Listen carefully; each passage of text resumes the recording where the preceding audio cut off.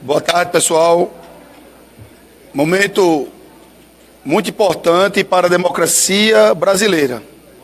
Ou melhor, o que resta da nossa democracia brasileira por conta das ações reiteradas de alguns ministros da Suprema Corte que literalmente estão rasgando a nossa Carta Magna, aprovada pelo povo brasileiro em 1988. A Constituição diz que não pode ter censura prévia. Eles vão lá e fazem a censura prévia à imprensa. A Constituição diz que todo cidadão tem direito e garantias individuais. Eles vão lá e rasgam as garantias e direitos constitucionais. A Constituição diz que os parlamentares são invioláveis civil e penalmente por quaisquer palavras, opiniões e votos. Eles vão lá e rasgam.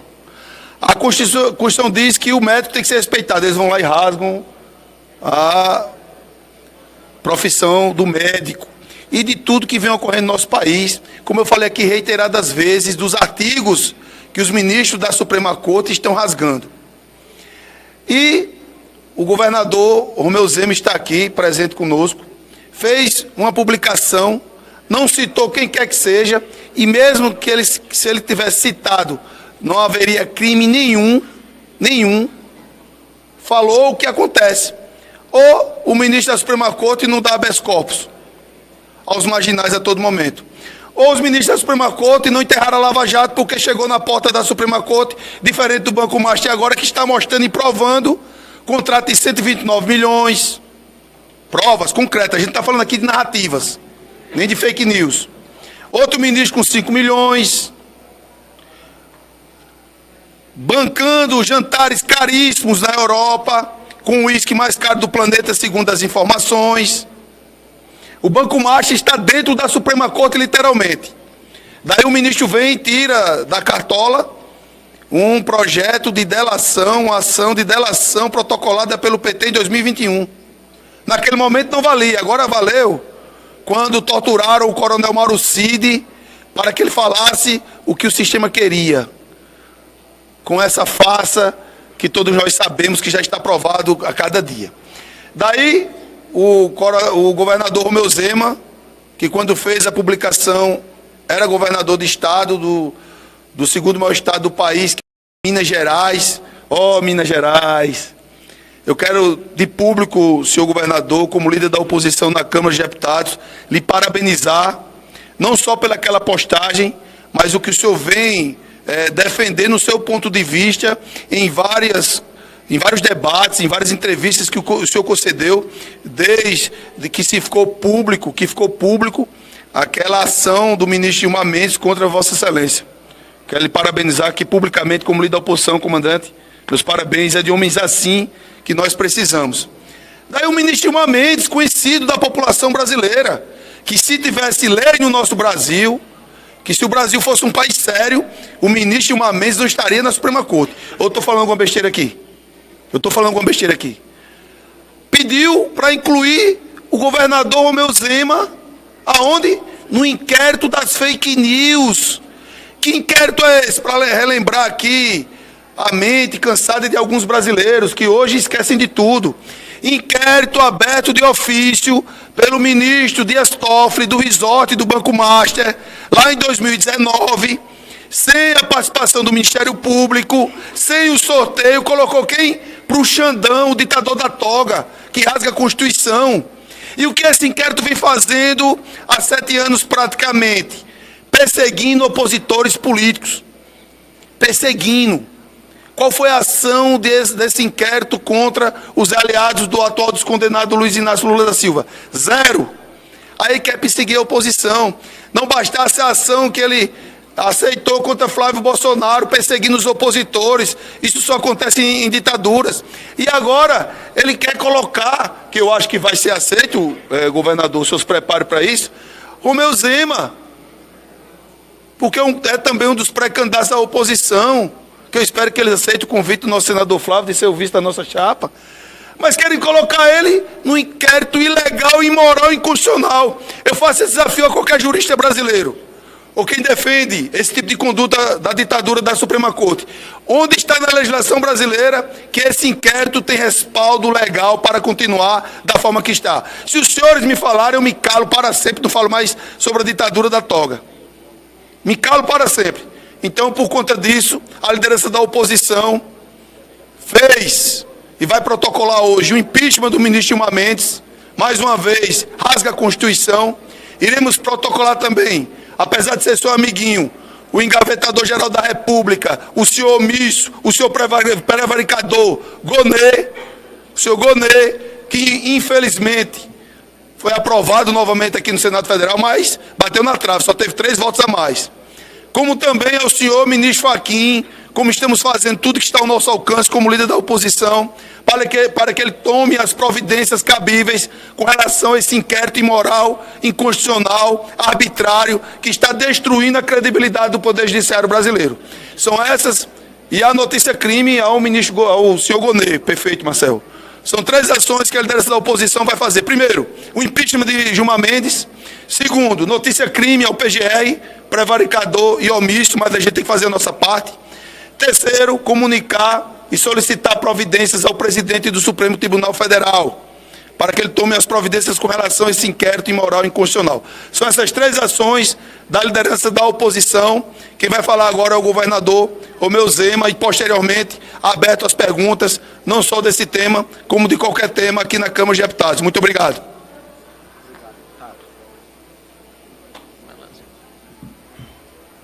Boa tarde a todos, a todas. Primeiro eu quero agradecer o nosso deputado Cabo Gilberto pela iniciativa, me solidarizar com ele também, que tem assistido aqui de perto, de camarote, todos esses fatos estarrecedores que têm acontecido no que ainda me parece que resta de uma democracia. Vocês da mídia têm tido um papel importantíssimo, fundamental, para que essas instituições que estão abusando de seus poderes continuem sendo exibidas na sua podridão que nós temos presenciado, principalmente nesses últimos meses. E apesar de ser mineiro, o mesmo estado do banqueiro ou do criminoso Daniel Vorcaro, eu, pelo que me recordo, não me encontrei com ele, não tive agenda, ele nunca constou nos meus contatos telefônicos, eu nunca voei em avião, em aeronave dele, nunca fui em nenhuma festa, nenhum evento. Apesar de ser mineiro, ele tem domicílio em Belo Horizonte. Agora, o que nós estamos vendo são as mais altas autoridades do Brasil, deputado, totalmente envolvidas, próximas, compartilhando uma vida até de amizade, que levaram posteriormente a negócios com esse que pode ser considerado talvez o maior criminoso da história do país. Eu não me lembro de ninguém que tenha tido um rombo utilizando dinheiro público da ordem de 40, 50 bilhões de reais. E eu, que sou mineiro como esse criminoso, nunca tive contato. E gente aqui do mais alto nível da República, do Judiciário, do Legislativo, do Executivo, próximas desse senhor. Isso é muito preocupante. Parece que a régua baixou demais com esse governo. E eu quero lembrar que nós do Partido Novo já propusemos, inclusive a semana passada, medidas para poder estancar essa pouca vergonha, essa podridão que parece que só aumenta aqui em Brasília. Primeiro, maioria do Senado é suficiente para abrir qualquer inquérito, qualquer investigação, qualquer pedido de impeachment. Não ficar dependendo de presidente omisso que tem o rabo preso. Esse é um dos pontos. Segundo, só nomear para o Supremo quem tiver 60 anos ou mais. Quem já atingiu uma maturidade, uma estabilidade na vida, que já teve uma carreira que será coroada com um cargo no Supremo. É assim que se nomeia Papa? Nunca vi um Papa de 40 anos, 30. Pode ter tido lá atrás, na época da bagunça na Igreja Católica. Hoje, não mais. Queremos também acabar com as decisões monocráticas. Os parlamentares aqui votam, uma canetada do Supremo e está tudo desfeito. Isso precisa mudar no Brasil. Eu tenho certeza que o caminho é esse. Hoje o Supremo está podre como está, porque foi para o Supremo o advogado do presidente, foi para o Supremo o advogado do partido do presidente, foi para o Supremo o ministro nomeado pelo presidente. Desse jeito, só faltou colocar filho, neto. Eu falo que como governador de Minas, fiquei 7 anos, eu não levei um parente. E olha que Minas Gerais tem 300 mil funcionários públicos. Não tive um parente que fez um contrato se beneficiando do meu cargo. Então, dá para fazer certo. Fiquei 7 anos como governador sem um escândalo, sem uma corrupção, com total transparência.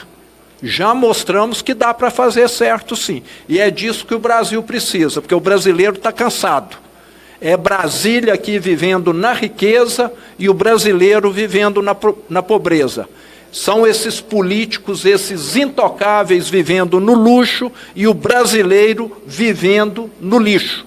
Eu tenho certeza, Cabo Gilberto, que em outubro a resposta será dada. Esses intocáveis vão ser substituídos pelos brasileiros de bem, que o brasileiro está cansado de ver tanta coisa errada e está levando esse tapa ou esse soco na cara todos os dias. Obrigado.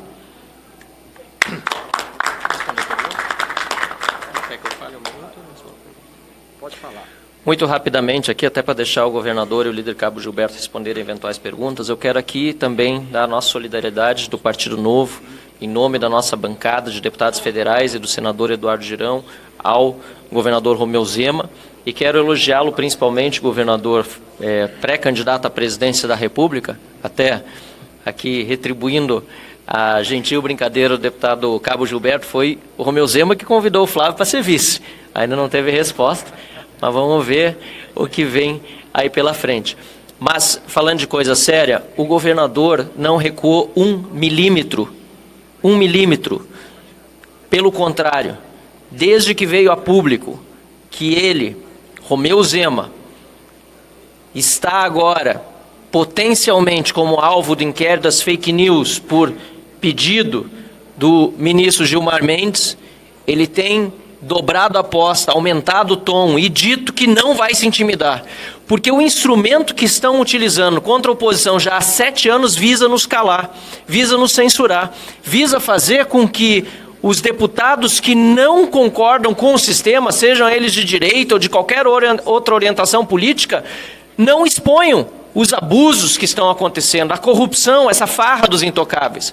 Mas Romeu Zema tem, muito antes pelo contrário, em lugar de se sentir intimidado, em lugar de se calar, tem se colocado com muita altivez contra essa medida, também agora contra si próprio, assim como ele já vinha denunciando todas as medidas contra outras pessoas, inclusive contra parlamentares como eu e o próprio deputado Cabo Gilberto e tantos outros que hoje também somos alvos de perseguição vindas do Supremo Tribunal Federal e do governo Lula. Então, fica registrado aqui os nossos parabéns ao Romeu Zema, que não titubeou em nenhum momento em estar conosco nessa coletiva de imprensa, numa quarta-feira em que o tema no plenário não está sequer bem definido e por isso a sessão aqui é nesse momento remoto, e aproveitando a sua vinda a Brasília, decidiu estar conosco aqui para também nos apoiar nessa decisão que tomamos de protocolar o impeachment de Gilmar Mendes, de protocolar uma notícia crime contra Gilmar Mendes no Procurador-Geral da República e também oficiar o presidente do Supremo Tribunal Federal, Edson Fachin, para que dê fim, cabo a este inquérito das fake news. Muito obrigado a todos. Boa tarde. tarde, deputado Silvio Antônio, PL Maranhão. Falando sobre o Supremo, protocolei uma proposição, uma PEC, que intitulei Imparcialidade do Judiciário, que estabelece uma quarentena caso aconteça a possibilidade, que tem acontecido, de transferência de pessoas nos poderes. Então, o que diz a PEC? Se ali a pessoa exerce cargo ou tem um mandato no Legislativo ou cargo no Executivo, para que ele seja indicado ao Supremo ou qualquer outro tribunal, ele precisa cumprir uma quarentena de pelo menos 5 anos, desincompatibilizar das suas funções para poder ser indicado. E também vice-versa, se temos pessoas nos tribunais, ministros, que queiram ocupar cargos depois no Executivo ou no Legislativo, também cumprir uma quarentena. Imaginem só se um desses 11 ministros resolvem se candidatar a presidente da República. Imaginem que hoje a nossa Constituição isso é possível. E aí vai ter um presidente com seus camaradas no Supremo que, se isso acontecer, já estão servindo de camaradas ao presidente. Então nós precisamos fazer alguma coisa, e a nossa resposta é o parlamento, é a mudança na Constituição, e por isso eu tenho essa proposição. Muito obrigado.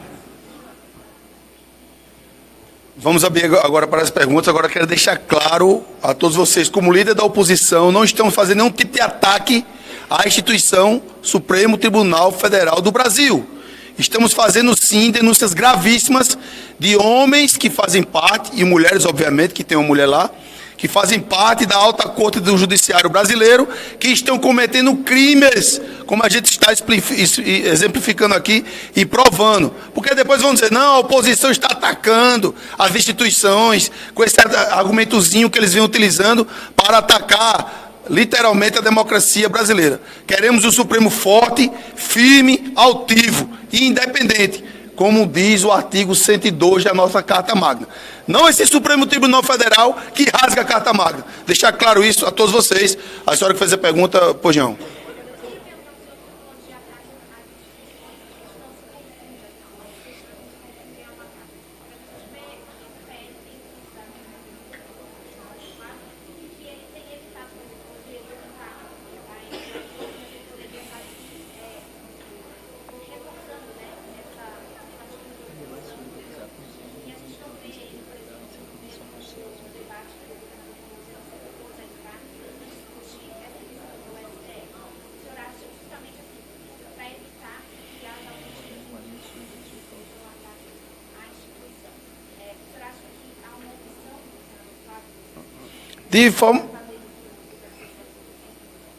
De forma alguma, o senador é o nosso próximo presidente da República, se Deus permitir, ele está cumprindo a agenda dele. E essa função de falar o que está acontecendo é nossa como liderança da oposição. Então temos vários soldados nessa batalha para vencermos a guerra em outubro. Então o senador Flávio não precisa estar entrando em qualquer tipo de polêmica. Ele tem que continuar do jeito que ele está, falando com o centro, falando com as pessoas de forma moderada para trazer esse eleitorado para o nosso lado. E esse embate é a minha função como líder da oposição. Estamos aqui para travá-lo. Mas ele vai solidarizar com o nosso querido futuro vice-presidente da República, Romeu Zema. E, obviamente, com todos que estão sendo atacados. Agora, ele é pré-candidato a presidente. Então ele tem uma postura. Eu sou pré-candidato a deputado federal, então eu sou um soldado de ponta, eu tenho que estar aqui como líder da oposição, fazendo esse enfrentamento, não com o Supremo, com essas pessoas que envergonham o Supremo. Duas dúvidas. A primeira para o senhor é saber qual vai ser o posicionamento da oposição do PL hoje na votação lá na CCJ. Rapaz, já vamos mudar o assunto, vamos falar sobre o quê? Ô, sofrimento, rapaz.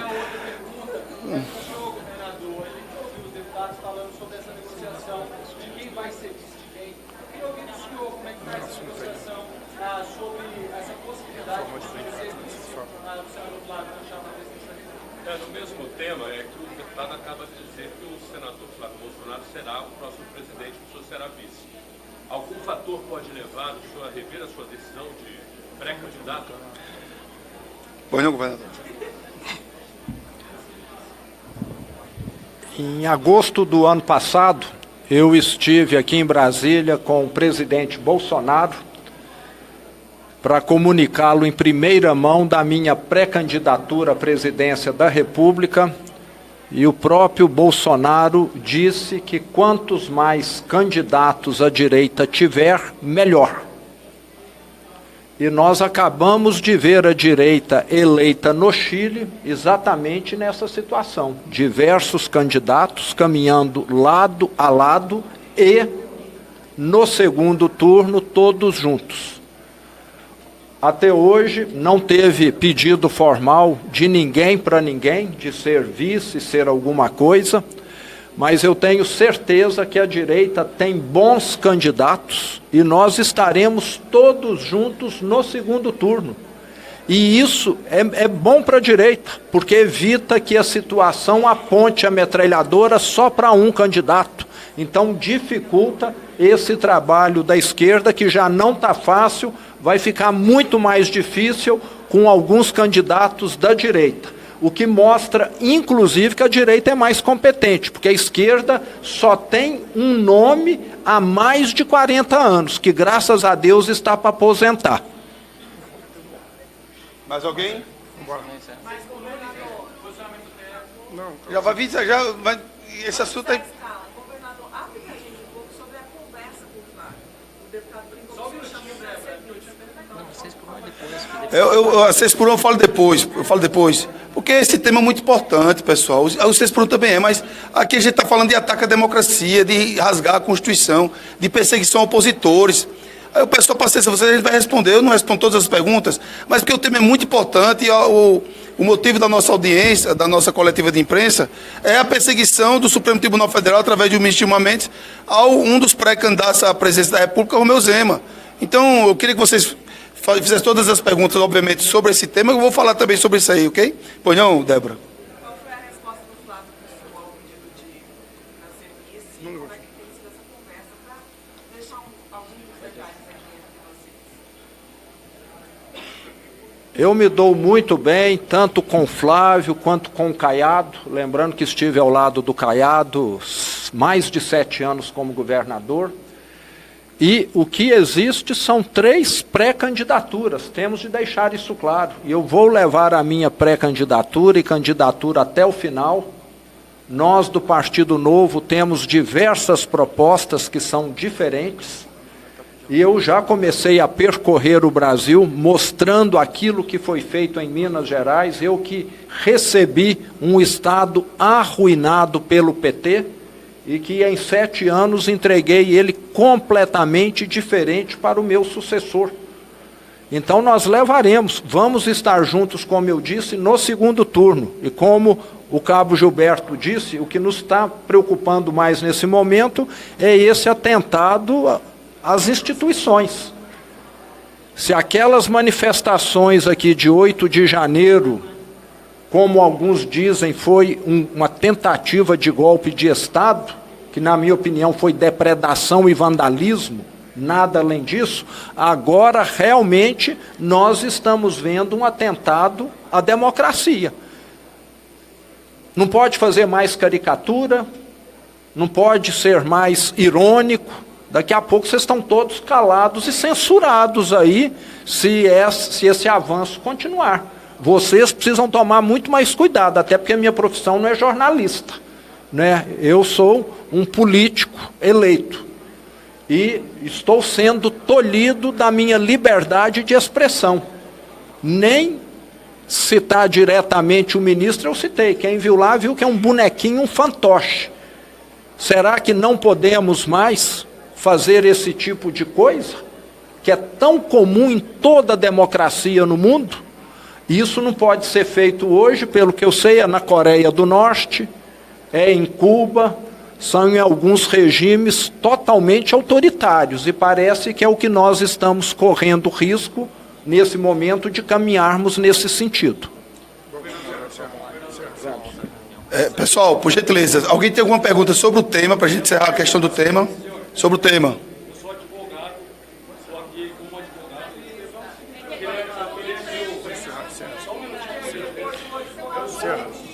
Tá, pois não, pessoal da imprensa, pois não. Só queria entregar essa Constituição para o Zé, por gentileza. A Constituição Federal que eu comprei em 2007 como advogado e ex-parlamentar. Vai pegar.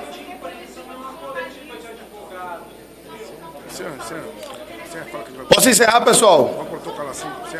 Então vamos, pois não, para não ser cavalheiro com a senhora.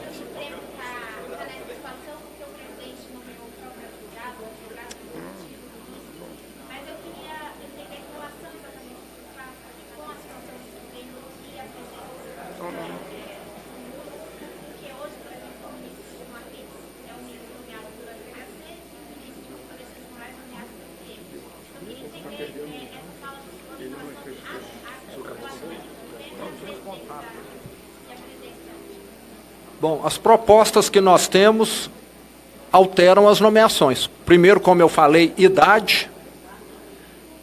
Segundo, quem não proceder bem, ter um processo célere de investigação e não ficar engavetado como está hoje. E terceiro ponto, nós queremos também aprimorar, que não seja só o presidente participando dessa indicação, que haja também participação do Supremo Tribunal de Justiça, que haja participação da Procuradoria-Geral da República, que haja participação da OAB.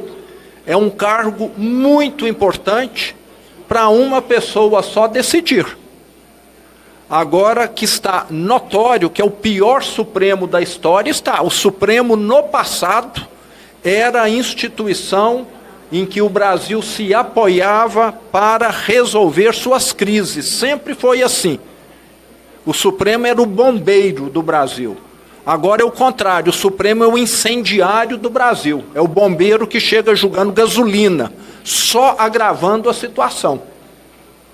E não foi só Lula que errou, não. Talvez outros erraram.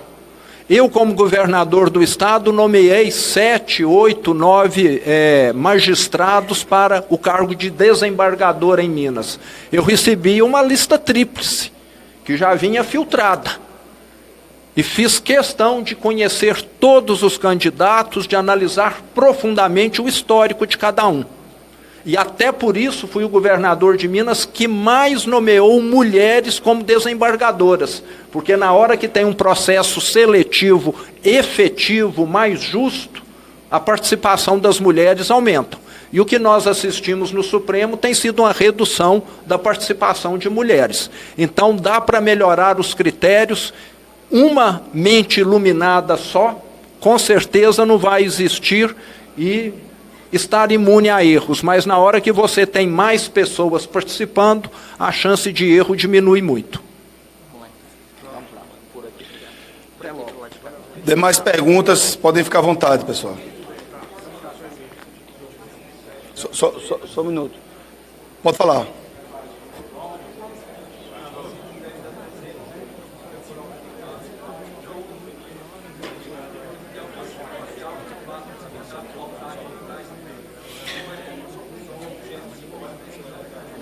Não é simbólico de forma alguma. Estamos fazendo o que determina a legislação, é o que está ao nosso alcance como parlamentar.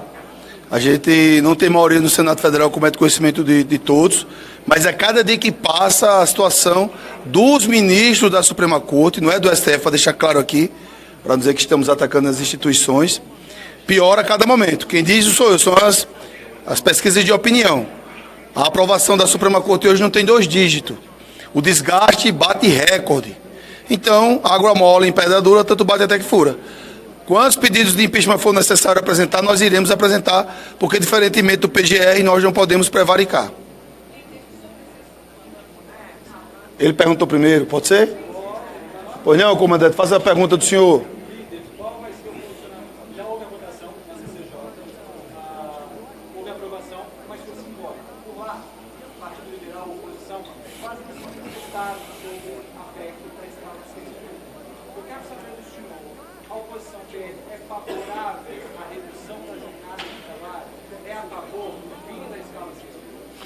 Primeiro, precisamos deixar claro à população brasileira que o que foi votado hoje é apenas a admissibilidade, saber se é constitucional ou não.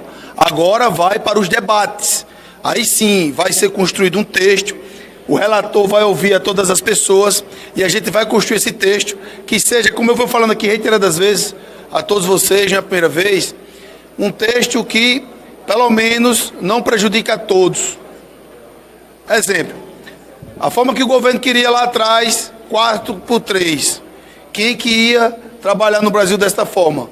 Ia ser justamente o contrário, iria aumentar o desemprego em nosso país. Então estamos ouvindo o setor produtivo.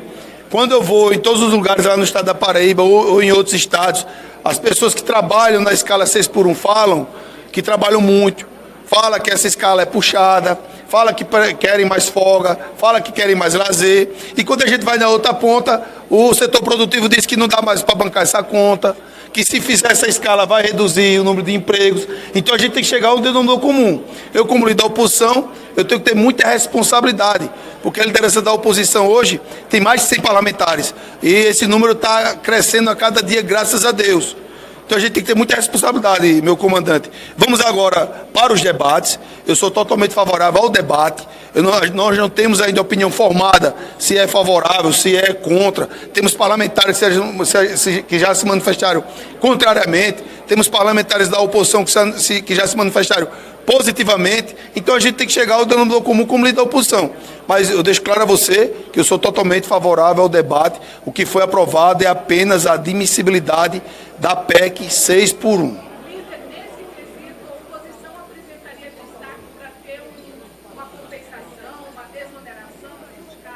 Vamos estudar detalhadamente agora que vamos ter tempo. Vai ser aberta a comissão especial. Vamos conversar com o relator, saber o que ele tem em mente. O relator, nós já observamos eles com bons olhos, se for permanecer o mesmo, da CCJ. E eu não tenho dúvida nenhuma que iremos construir um texto que entregue ao Brasil essa jornada de trabalho que seja salutar a todos. Mas eu faço aqui um questionamento. Porque quando a gente fala, meu amigo, não é atacando o projeto, é sim o governo Lula, que fez uma medida eleitoreira. Temos que refrescar a memória da população brasileira. Lula e o PT já estão no poder há quantos anos no Brasil? Vou relembrar aqui. Em janeiro de 2003, assumiu o presidente Lula. Governou por 2 mandatos consecutivos, entregou a Dilma Rousseff até o impeachment em 2016. Depois Lula assumiu novamente em janeiro de 2023 e está no comando do Brasil, infelizmente, até agora. Por que ele não resolveu isso aí, esse tempo todo? Já que ele tinha ampla maioria no Congresso Nacional, inclusive comprando parlamentares com mensalão, com petrolão, com a Lava Jato. Então ele agora vem, que está desesperado, derretendo nas pesquisas, passando vexames internacionais, não respeitando a democracia, defendendo ditadores abertamente, não entregou nada à população brasileira, a picanha, a cervejinha que ele falava para enganar o povo, mentiu descaradamente, e é um produto vencido. E eu não falo isso pela sua idade, porque eu respeito os idosos. Eu falo isso porque ele não tem mais o que oferecer à nação brasileira.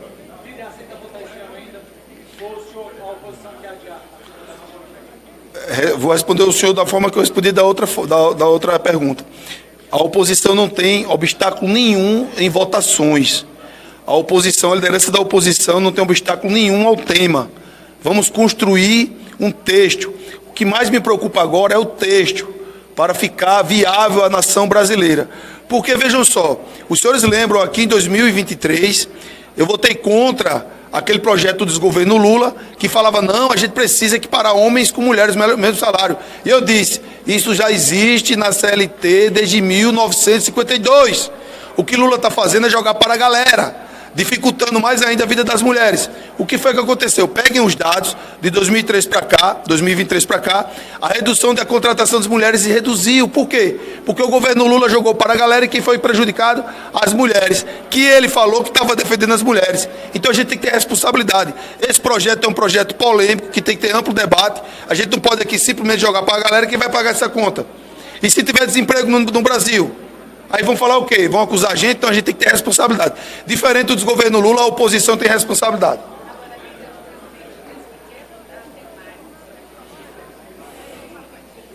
Da forma que ele se comporta como ditador, ele vai querer votar aqui hoje. Ele vai vir aqui e botar os ministros braço direito. Se ele tiver os votos suficientes, é PEC, são 308 votos. Então não é assim. Cada um pode falar o que quiser. Nós respeitamos a liderança do presidente, nós respeitamos o presidente do Poder Executivo, o presidente da República, mas aqui tem que ter votos. E vocês sabem como é que funciona aqui. Se não tiver um texto, eu pergunto à senhora, eu vou fazer agora o meu trabalho como se fosse repórter. Se não tiver um texto de consenso, a senhora acha que vai ter 308 votos? É óbvio que não vai ter 308 votos. É impossível praticamente ter 308 votos. É PEC, é quórum qualificado, não é maioria simples, nem maioria absoluta, é PEC, é quórum qualificado. Tá ok, pessoal? Muito obrigado, hein?